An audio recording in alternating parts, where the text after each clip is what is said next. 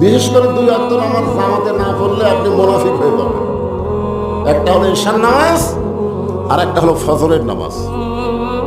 তো যাই হোক, শরীর ক্লান্ত থাকার পরেও আমাকে এক সময় বলতে যে হুজুর মাহফিলের লোকজন হচ্ছে না, আসতেছে না। আমি তখন মনে করলাম হয়তো কাজ কামের কারণেই লোকজন হচ্ছে না, কিন্তু এখন দেখতেছি বসার আর জায়গা নেই।